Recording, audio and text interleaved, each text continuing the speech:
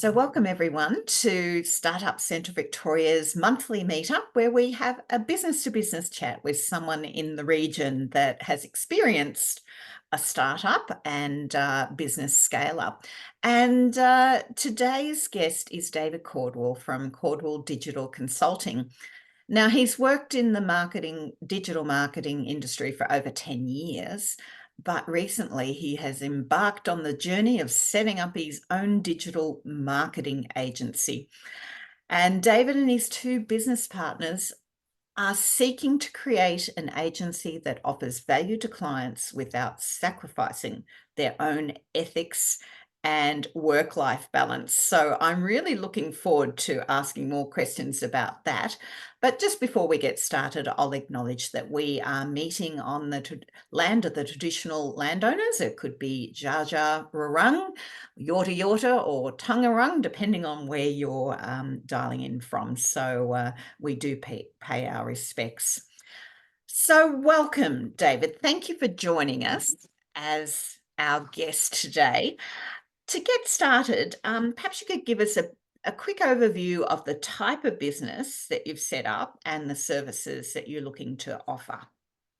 Yeah, firstly, thank you, Kerry. Thank you for having me, and thank you for that wonderful intro. It's the best one I've got today, so that's lovely. So I have recently set up like you were saying, a digital marketing agency. It's going to be called Double Jump Digital, moving over from Cordwell Digital Consulting.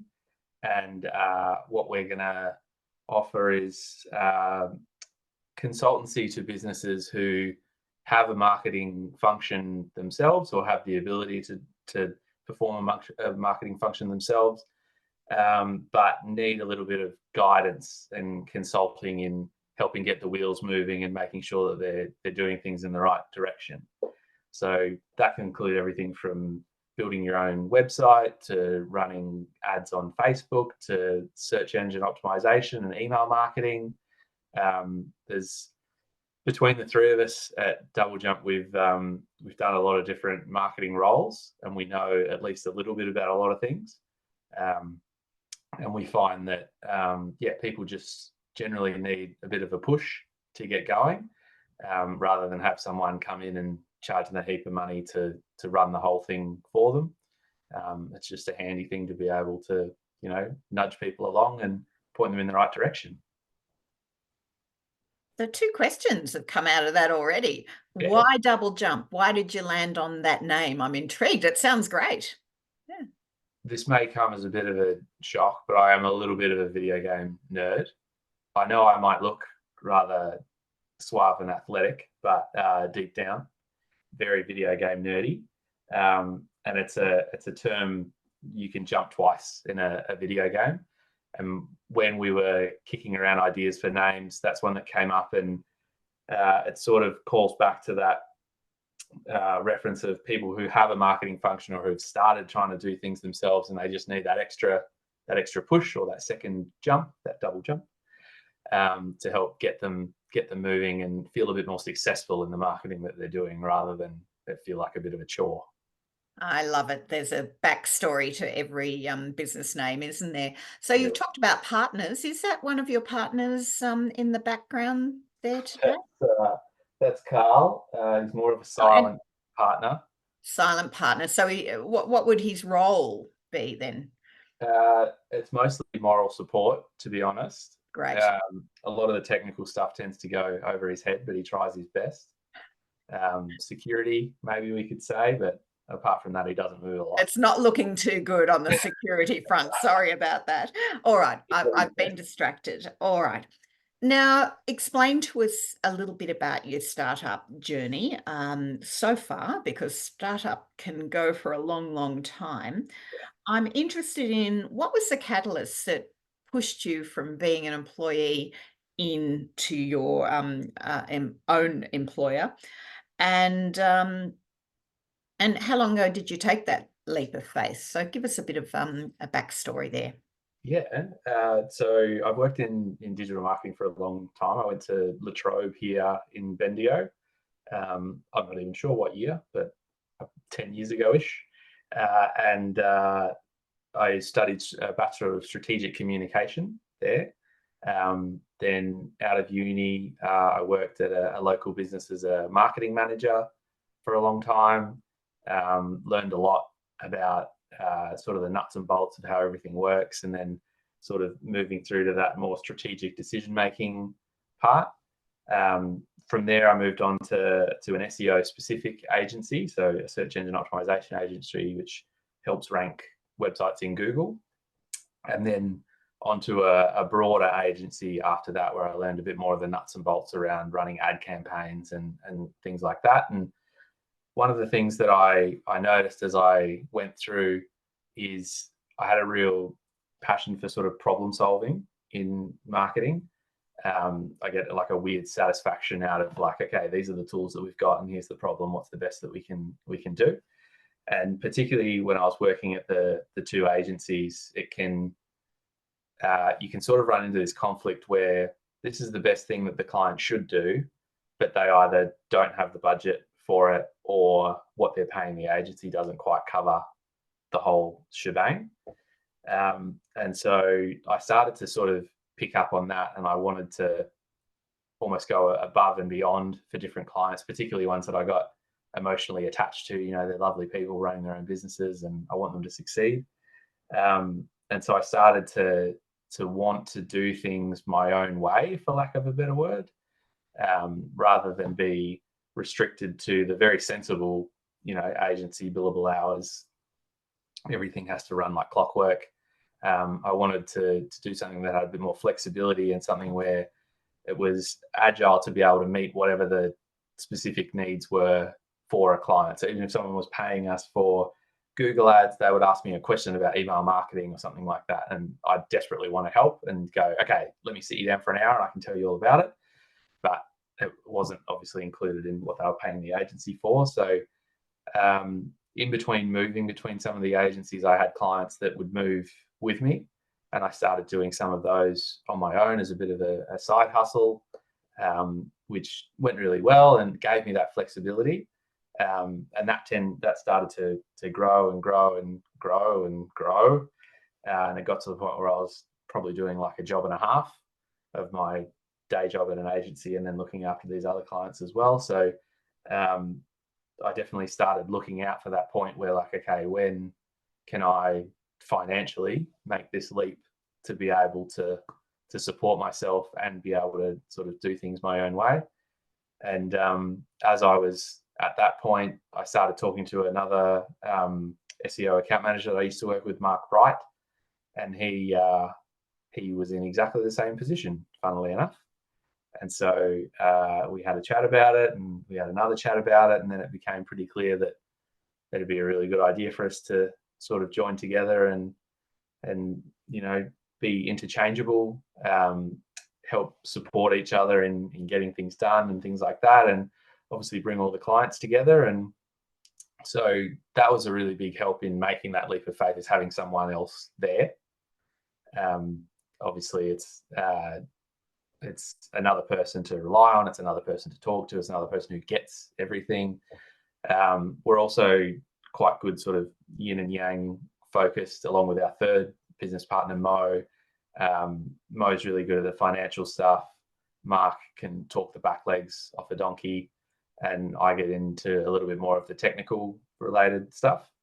So that's the perfect formula for a startup. You've got the three key roles taken care of. Well done. Yeah. So it's going really well so far. So I was doing my own stuff for probably about a year, and I think Mark was as well. And then it's only been 18 days since we sort of joined forces into Double Jump Digital. So we're still working out branding and websites, and we've got our email addresses, and it's all very exciting and things like that. We're working on our branding and our logo with Wes Franklin. Shout out to Wes Franklin. He's a really talented, I'm not sure what he's like. He's not a professor of typography, but he's a very clever man about typography. And so yeah, it's all coming together. But in terms of that catalyst, it's definitely having the support, and then also having the support of the clients who knew the position that I was in, and they knew that I was sort of working on their stuff out of hours and stuff, and they were all super supportive, and I'm very, very grateful that they sort of nudged me towards, like, you know, you're good at this, like you can do this, it's going to be good. So yeah. Sounds like the perfect environment to have a startup in. You've actually outlined that beautifully, and it's still a scary thing. You've got the support to do it. What has, and it was interesting that you defined right back early when you started talking, you defined who you were targeting with your services. Now, having heard the rest, I can understand why you settled on that particular type of client or target audience. So you put some thought into that. So you've got two partners, different thinking. What has been the biggest challenge so far to you in finding your way, and how have you gone about resolving that? Yeah, I mean, it all feels quite surprisingly smooth and unproblematic so far. But I think that's because yeah, exactly. I think that's because we talked a lot about almost worst case scenarios before we did anything. Like, okay, so what happens if I hate your guts in 6 months and we want to part ways or whatever? We went through all of that in quite a mature and extended way, and now I think we all feel quite good about it. I think probably the challenge that I'm in the middle of right now is the change in structure of working. There's not like a, you know, get up, you need to be here at 9 a.m. for this meeting with these people, and then you've got to fill in timesheets here, and then you've got to do this, and then you do this. I have a bit more freedom, which is wonderful. But I've probably got to work on that balance of when to let myself get sucked into something and when to make sure that it's done, and sort of, you know, how to balance myself out like that. Another challenge is that Mark and I in particular, we really enjoy working on things together. And we'll have the Zoom call open for like the entire day, and we'll just come and go and do stuff. And I've got a whiteboard on the wall, and I'll be yelling and ranting and figuring out ways to do things. And we're almost at a point now where we have a fair bit to do, and we probably can't be sort of holding hands and doing things together, even though it's the most fun way to do it. So we sort of have to find that balance of making sure that we enjoy it, and we, you know, don't spend forever just sitting on our own typing in a dark room or anything like that, but also that we get the enjoyment out of it, and it becomes a bit more of a team atmosphere and us solving problems rather than on our own. So you talked about a whiteboard. Where do you work from? Today looks a little bit different to an office environment. Yeah, I split my week from home in this lovely office with Carl, and I usually do 3 days at home and 2 days in the Emporium Creative Hub in central Bendigo, which has been brilliant just in terms of getting me out of the house, particularly when my little 2-year-old is home and wants to be involved in everything.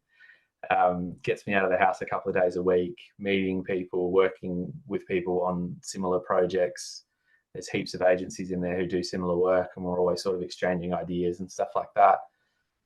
So that balance has worked out well for me. I think I'd probably like to do more time in the office to give me more chances to meet with clients in there and do that sort of thing. But as for right now, the 3 days, 2 days is working really well and maintains that balance. So circling back round to your statement, now I'm going to pick up, and it says you want to offer value to clients without sacrificing your own ethics or work-life balance. How did you define that in the first place? Is that a personal thing, or is it, the three partners have all agreed on how you want to operate the business? What does it look like in an ideal world? Let's start with that. That's a really good question. It sounds quite heavy when someone else says it, doesn't it? It's all fine in my head, but then once you write it down, I think it's definitely something that the three of us all came to separately. And then we recently went to, Mark and I went to Conflux in Bendigo, and we watched a heap of different talks, and a lot of it was about your personal values and how they relate to your business. And so we had a really good chat about that. I've got the tree with all my values around it somewhere here on my desk. But we had a really good chat about it, and funnily enough, we aligned quite well. One of the things that we really value is just doing whatever's best for the actual client, which I'm sure everyone says. But whether that means they talk to us and we do a heap of work for them because they don't have a hope in being able to do it themselves, whether we give them a nudge in the right direction with just an hour of sitting there and explaining things to them, or even if we talk to them and then we go, oh, we're not the people to help you, but we know these people who can help you, like whatever it is that is going to help them succeed is the thing, whether that's financially beneficial for us or not. It makes the decision-making process of what to do in a lot of different situations so much easier because you're just doing whatever feels right. And luckily we have each other to bounce off with that as well. And that's not saying that like other agencies do anything wrong ethically or anything like that. We're just, I think it's because we're smaller, we're not so much bound to that that financial obligation, and we don't have as many bills to pay and things like that. So we're able to be flexible and help people out even with a little bit extra if they need it and it's going to make a big impact to them. Then we can make that decision to do that, which is what I was looking for when deciding to work for myself rather than be an employee. And I think it's an unstated thing with a lot of businesses that they actually, are ethical, but they never make a concerted effort to say it. So, often clients don't realize that's a strong value, but I would probably argue that a lot of businesses are very ethical and so customer focused, client focused, and that works well in their formula. So you talked about the journey, and it's probably too early to judge, is that life balance working for you yet? So we might have to circle back in a year and ask that question again. But going back to your journey going into business, what is something you probably didn't imagine 10 years ago that you were going to be a business owner at this point in time? Would that be fair to say, or was it always on the cards? No, I never thought about it earlier in my career at all. I was just focused on learning as much as I possibly could. And so you developed the skills. What, looking back, would you wish that you had done differently to set yourself up for the business, given that it's really early at this point in time and you may still have a lot to decide what's important to your business, like billable hours and in that life work balance, and how you operate with your business partners. What is something that you wish you might have done to prepare better for this experience if you'd had the time or the resources to do it? Yeah, definitely. I think probably, I don't know, in the last 3 or 4 years, I've taken a lot more of an interest in sort of the business function of marketing, and how it connects to, we need to earn this much money to grow this much and all of that sort of thing, and how it connects to even supply chain and a lot of different aspects of a business. And it's helped me be a lot more useful to clients in that I'm able to see the bigger picture. And I think it took me a while to sort of see marketing as more than, just impressions and clicks and, sort of vanity metrics. So I think if I could do something differently, I'd probably go back and try and look at that broader picture earlier on. But I think there's probably value in being absolutely head down, bum up in the technical side of it, and in your own little bubble for a while to pick that up before you expand it into more. But I think that's been one of the most beneficial things. So I guess the longer that I would have been focusing on it, the better it would have been. And being able to bring, a clientele with you, as you say, your side gig had been coming along, and that may be the case with your other partners too. In terms of what are your plans for getting yourself out there to, accumulate, build your business up, or have you decided you've got enough already? What are your plans in that direction, marketing wise? It's grown alarmingly quickly, which is awesome. But we definitely want to market ourselves. Luckily, we've got the skills and technical know-how to do that internally. I mean, one of the biggest things is networking. I'm a bit of a homebody, and I never would have considered myself like a networker. Not really big on LinkedIn or anything like that. But I found that like natural conversations that I have with people, because I have that innate desire to be helpful and solve problems for them. When someone mentions like, oh, I can't get this program to do this or whatever, I'll sort of inject myself into that conversation and try and help them with that problem. And that tends to let people see the way that you work and the values that you have and things like that. So I'm not sure what the word for that sort of natural networking progression is, but I'm definitely more so that than handing out business cards and shaking people's hands and things like that. And that's one of the ways that we've grown our business so far. And obviously, digital tech, it's just part of our lives, everyday lives, as well as business now. So, that's why you're so busy and there's so many agencies. I know you're just getting set up, but in the long term, have you got something on your horizon to change your services, or what you think you might need to be preparing for? We just had Steve Sammartino talking at our event last Friday, about the opportunities and how there's these waves and things are already reinventing themselves. So, how do you inform yourself, and have you got any plans for the future? I'm a bit of a tech nerd, so I do sit around reading a lot of sort of industry news and things like that. I think one of the things that we decided when we started Double Jump was that the consulting work was probably the most fun and what we would do more of given the choice. We're definitely happy to get on the tools and do work like that, but the consulting work and being able to, the internet's full of information, right? Like you can Google a lot of the things that people pay us to come and teach them or show them, they can probably Google and find a YouTube video or something like that. But I think where real value for people is being able to take that information and put it in context of their business in particular, where instead of just a list of actions that you should do, being able to relate it to like, okay, if this is your biggest product, then you should be doing this, or you sell a service rather than whatever, so you should be doing this.